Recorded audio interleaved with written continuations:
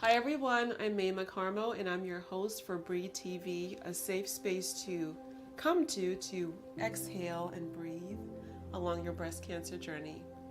Today I have two guests with me who I really adore. My guests today are Kawana Rucker and Marica, two breast cancer survivors, thrivers, and warriors. Dealing with breast cancer comes with a lot of challenges, but also lots of room to figure out how to improve your life. We'll be talking today about the importance of therapies that are complementary and how to integrate them to your life in a way that is affordable, comfortable, and that can make your life better during and after your breast cancer journey. And in the spirit of Breathe TV, before I get you to hear their amazing stories, we're going to do our brief guided meditation to set the tone, energy, and get us grounded in this beautiful sacred space. Sit on a cushion or a chair, and you can put your hands on your heart or on your belly and say the following words along with me. I embody love. I embody light.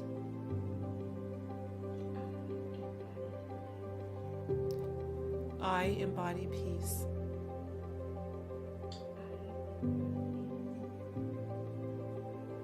I am grounded.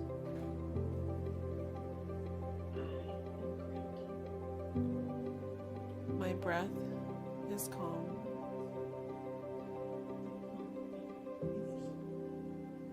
I am present to life. I am living fully in this moment.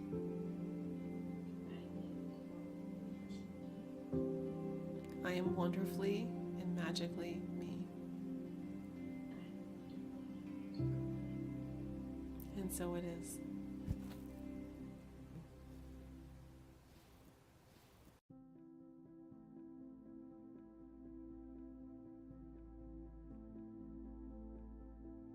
We talk a lot about, cancer therapies and treatments and, certain tests and how to navigate the breast cancer journey. But we don't often talk about ways to balance our mind and spirit with the body, which is, as you both know, is so important. My whole lifestyle now is complementary. I do prayers, I meditate, I do acupuncture, Reiki. You all both hold a wealth of knowledge and have experience in ways that you integrated holistic health into your life, and you help others to understand how to marry modern medicine with soul and spirituality. So I'm so happy you're here today. And you guys are just both so like radiant lights and beautiful. Like the energy is like just coming off the screen. I love it. It is. It's just like beautiful. I just see light everywhere. I'm gonna start with Kawana first. Can you share a bit about your story, about your coaching business? And by the way, I love your TikToks. It's just great to see young Black women speaking their truth, but sharing healthy information that's inspiring and that's grounded in being themselves. So thank you for doing that. I love watching them. So tell me about your breast cancer journey. So in 2018, I was doing my routine check for my breast because my mom always taught me to check my breast. She had fibrocystic breasts and had some lumps removed when she was in her early 40s. I was checking my breast and I felt something abnormal. I didn't realize I would know what abnormal is because I always felt like my breasts were lumpy, but this did feel different. So I went to the room and I asked my husband to check my breast because he checks my breast too. It was always like a second opinion. And he said, okay, let me check. And he said, yeah, that does feel different. And so I encourage women to have someone else check your breast because you can never have enough eyes on it. So I went in, contacted my gynecologist. She checked my breast in the office, gave me a breast exam. She said, yes, that does feel different, but she wasn't really concerned. She said, let me refer you for a mammogram. So I went in within a day. I was doing mammogram, ultrasound, and the mammogram didn't really say much, but the ultrasound showed that there was an area that could be suspicious. So after the ultrasound, the next day they brought me in for a biopsy. After the biopsy, 2 days later, I happened to be at home at 5 o'clock in the evening and I got the call from my gynecologist. She said, well, we have good news and bad news. And I was like, okay, I was not bracing for that at all. The good news was that the large space that she felt was just a fibroid, benign fibroid. but in the lower quadrant of my breast, they found a small triple positive breast cancer. And I don't remember much after that. I remember holding the phone in complete shock, dropping the phone. My husband had just walked in the door. He grabbed the phone, and I just remember saying, God, help me. And that's all I remember. And that day was like a big blur. But that night I was praying, like, God, show me the way, because I know so many women who have had breast cancer, and they're just barely making it post treatments. And I was like, if I have to do all the things, I want to be well after this. So show me. And literally praying that night, he showed me the door of a naturopathic doctor's office and said, call them tomorrow. And that week I met with my oncologist and I met with my naturopathic doctor. And so this has been my journey these 4 years, having a team of people to support me throughout this journey. And I remember asking my oncologist, are you opposed to me having a naturopathic doctor who can support me from a physical and mental perspective? And he said, absolutely not. Do all the things that you need to do for you. And I knew then that I had to be an advocate for myself. I've heard of all the side effects of treatments, and I just didn't want to be suffering. I wanted to be able to rehabilitate and do well. And so that's how I came into this space.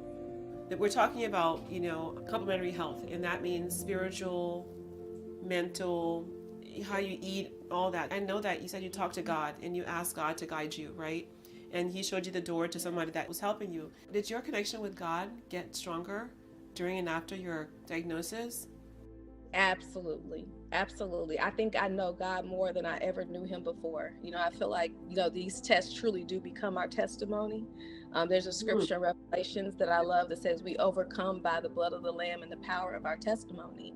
And I remember in that prayer that night when I said, God, show me the way, he said, do you want to be well? Do you want to be whole? And I said, yes. And he said, well, these are the things that you're going to have to do. And that's how I have been guided through this whole journey. And I know people look at me and say, how are you doing so well? Because I put my hands in God's hands. I would have not been the way that I am now had it not been for him. So I have become so close with God. Yeah, there's a song I love. It's called Overcome.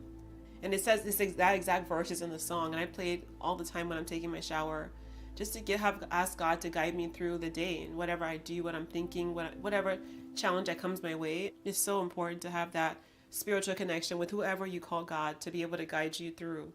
I know that I got closer to God during my breast cancer journey, and since having breast cancer, God's like my road dog. Like, I'm like, yo, like, here's what I'm doing today. It's what I want to do. What do you think?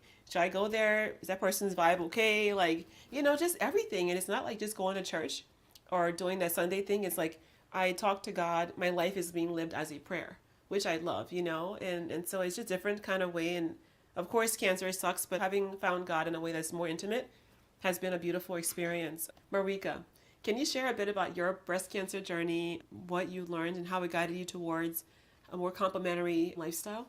My cancer journey started in 2020. I was diagnosed during the pandemic pretty much. But prior to that, 2019, I noticed on my left breast that there was a scab. And so this scab, though, never healed. It was a couple of months later, and I was like, something's going wrong. I feel like I need to get this checked out. So I'm going to go to my OB and get it checked out. So she checks my breast and goes, you know what, you work out. Maybe it's just from a sweaty bra. Maybe it's atopic dermatitis. And I was like, okay. Monitored it. It never went away. So the second time I go back, we do a little bit more thorough check. And she's like, let's just get a mammogram, just to see. When I got that mammogram, that scar that was there and that sore, I'm talking discharge came out during the mammogram. It was not good. And so I could see the faces of, all the technicians that were helping me during that mammogram. And I could tell that they thought something was off. But the ball started rolling from there. And so we just continued to go along and get more testing. And then I was confirmed with stage 2 in March of 2020, stage 2 invasive ductal carcinoma. My mindset from there, already also having a spiritual life, praying like, okay, what do I do next? And my mode of thinking just went to do some research, figure out what is going to be best for you. And things just started also coming to me, drinking alkaline water. And when I knew I had to start chemo, just God was telling me, move your body, just walk. That's free. Like, if you got to walk slow, do that. And I listened to lots of worship music as I'm walking. And I just always felt like I'm going to be okay. Like, from the time that I feel like God gave this to me for my purpose, my mindset was always, you're going to be okay. You're going to be okay. Just keep doing research, keep doing what feels good to you, and you're going to be okay. At first, it's like daunting, all the things that you could do to stay healthy, because there's so many things that could contribute to your body being in a state of, disease, mentally, emotionally, spiritually. What did you start off with? So I started with yoga. I felt that my mind and body had to have a connection. First, my mindset needed to just be in a place where I could be calm. I couldn't be anxious during this process. And because I was able to also move my body as well during yoga, then that was one of the first things I started with. After getting diagnosed, my body kind of dissociated from myself. And so I didn't feel like my body was my own. I just felt so overwhelmed, a lot of emotions, and I knew that God was going to show me how to use the lesson or use the experience to help other people, but I didn't know what to do yet. I didn't know who I was anymore. My entire life is changing. And so I remember going into a yoga class, and it was so healing. That was my first time being able to breathe again after the year of treatment. And I just was like, I had tears coming down my eyes, just tears of like, I could breathe. And the yoga instructor, her name's Karen, we're still friends. She just came to me and she gave me her hands and she said, what are you going through? It was just so amazing how something simple as quiet, to hear myself and to release and feel my body doing things I hadn't done before, and having that human touch, touching my soul and my hands. So I really believe there's so much power in yoga, and I just got certified to be a yogi in December in honor of my soul sister, Kat. Yeah, I'm super excited. But Kawana, you are also like Coach Kawana Rucker Wellness, and I see you a lot. Again, I love your TikToks. Can you share a bit about your first foray into wellness before becoming a coach? Absolutely. And I started with mine first as well. Like I told you, I prayed that night and God just started speaking to me. And the first thing he told me to do was declare that you are healed. And he told me to get notepads and start affirming every time, everywhere I could see within my view that I was healed, and post scriptures with it. So the first thing I did after going to my doctor's appointment was go into my prayer closet and post affirmations across my closet.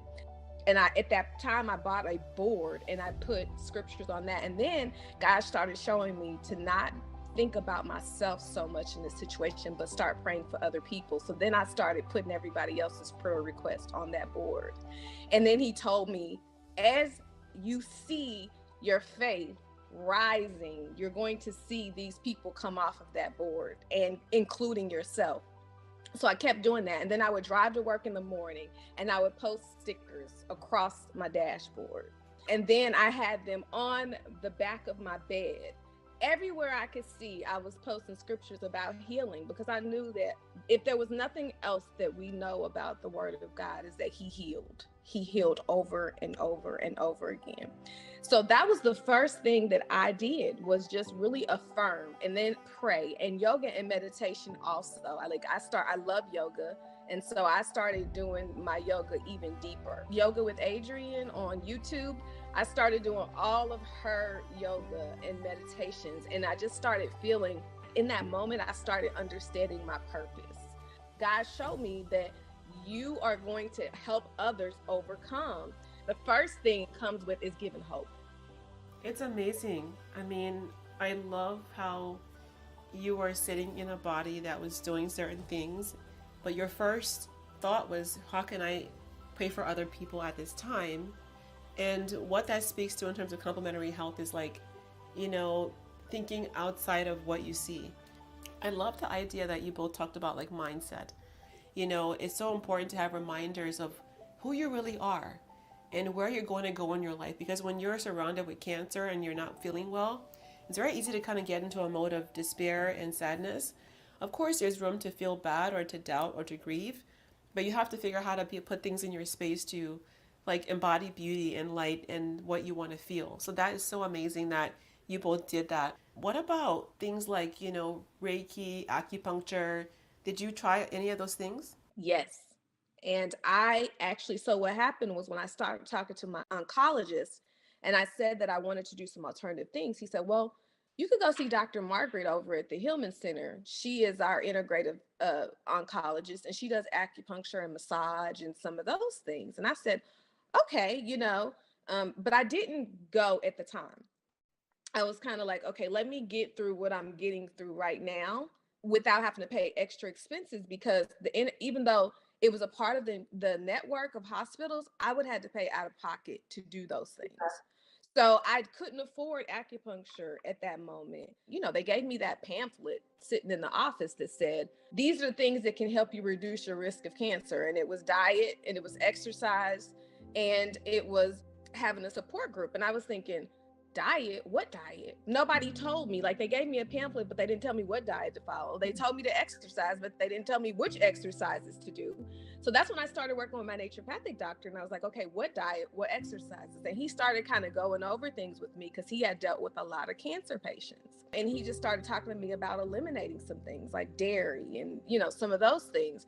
And so I started there, but eventually I ended up doing acupuncture. I've done Reiki. I had acupuncture yesterday. It is something that has truly helped me with scar tissue, with pain. A lot of people deal with a lot low blood cell counts. It's helped maintain those. It's helped me with anxiety, headaches, some of the side effects from some of the, things that we've done. So it's been amazing for me. So you mentioned something briefly, Kawana, and I want to ask Marica. So, as we learn about ways to be more integrated with our health, we talked about, mindset, there's therapy, there's coaching, there's Reiki, acupuncture, sound baths, yoga, foot baths, there's colonics, all these different things. Some people can't afford to buy this stuff, right? To your point, Kawana, it's cheaper to buy a burger than to get cucumbers and tomatoes and healthy food. So how do we change that within our healthcare system to make this part of how we support patients in a way that they don't have to go out of pocket for or not be able to access it all? Accumulating resources that are either free or low cost, apps online like the Calm app, apps that are going to help if you don't have the money for a therapist, even like the sound baths and stuff. There's a lot of different YouTube and different free resources. Also too with the foods, yes, those things are expensive.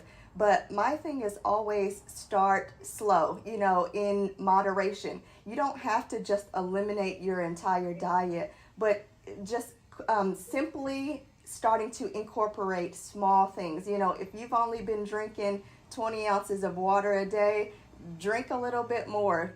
Put that up to 25, 30, 40, just start slow and start somewhere, and then as you continue to make these different lifestyle changes, then I feel you'll start seeing changes, and those things were, free or no cost. Yeah. So can you share with our viewers, what is your daily holistic health, mind, body, spirit routine from the morning to the evening time? Speaking of apps, so the daily Bible verse, every day, it's a Bible verse, and I try and just get that in my head first. Like, God, you come first. You're my priority. And I feel like when I put my God first, then all these other things are going to be added, right? I'm going to, start my day with gratitude. I'm going to start with my mindset, start with my Bible verse, and then somewhere throughout the day after I've gotten my routine going, I'm trying to connect with friends and family. I want to talk to other people just to be grateful that I do have people to talk to. I do have people in my life, and that helps me. I may be able to walk 3 miles that day if I have the time. And then at the end of the night, if I can end with a mask and I can end with prayer, then I feel like my day has been fulfilled. I love that. Kawana, what is your morning to evening mental, spiritual, body routine? Absolutely starts with God first. I wake up in the morning and I am grateful. Gratefulness makes room for more. I tell people that all the time. I'm like Marica. I feel like once you give him your first fruits, he'll add everything unto you, and he'll tell you what your day is going to look like.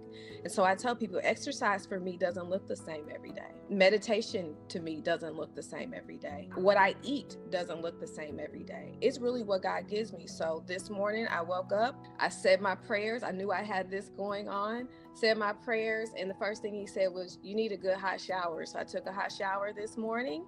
I did my breast massage because I believe in breast massages. They really help. And then I came downstairs and I made my morning smoothie because I typically do a smoothie or a green juice every single morning. And then from there, I will get my exercise in. It's usually around noon or right around the 4 to 5 o'clock hour after I've had lunch. I tend to eat more at my lunch hour and less at dinner. And then after that is a spending quality time with my husband. When he gets here, I am really big on being intentional with our relationship. So we don't talk about work. We typically talk about work during the day, but when he gets home and I get home, it's just me and him. I always make sure every day I watch something funny because laughter is so important. Like, I literally laugh every single day at something. If it's me doing a silly dance, like my husband turned on music, I'm dancing, being silly, I'm all about laughter because it can be so healing. And then before bed, it is being thankful. I wake up grateful, I go to bed thankful, and I do my deep breathing at night right before bed to just decompress. I turn off all electronics, I take my melatonin, and I go out like a light. Amazing. I love that. We sound like we're like triplets right now, because I'm the same way. In the morning, my first thing is like, oh my God, my eyes are open. Thank you, God, that I'm awake and alive. And I do a full body scan from head to toe, and I'm just like, oh my God, I can think. And my eyes are open and I can see. And then I touch my hands and I can feel, and everything's working. And I go from my head to my everything, my lips, I can taste and I can talk. And it just, when you start your day off like that, even when you don't feel your best, it's just so amazing how many things work in concert to keep us alive and moving forward. I want to try things that are going to help me live longer. And if I can't do it 100%, I can do it at 95% or 90% or 50%, but you're trying to do things that can help you to grow. Before we sign off, I have 2 more things to ask you both. So first of all, I believe you guys are cousins. We are cousins. Did you always know you were cousins? Or I heard it happened some kind of way. Like, what happened? How did you find out you were cousins? When Tigerlily reached out to us and said they wanted us to be angels, we get online and we're, doing our programs every week. But there was something, I will be honest, there was something about Marica. Like, there was just a disconnection. I can remember us, like, I would say stuff in the chat and she would always like affirm me. And I was like, this girl's like my spiritual sister from somewhere. Like, there's something about her. I remember saying that. And I remember telling my husband, there's a girl in the class, Marica. I said, and we're almost done. I was like, I'm going to reach out to her on Instagram. She followed me and I followed her. And then we just kind of started talking that day. And I was like, so where are you from? And she's like, well, I'm from Arkansas. And I'm like, no, you're not. She's like, yeah. I'm like, oh, okay. I'm from Missouri, but I have roots in Arkansas. My mom is from Arkansas. And so I was like, well, what part of Arkansas? And she's like, Monticello, Arkansas. I was like, wait a minute. I was like, well, let's go on Ancestry. And it came up 4th cousins.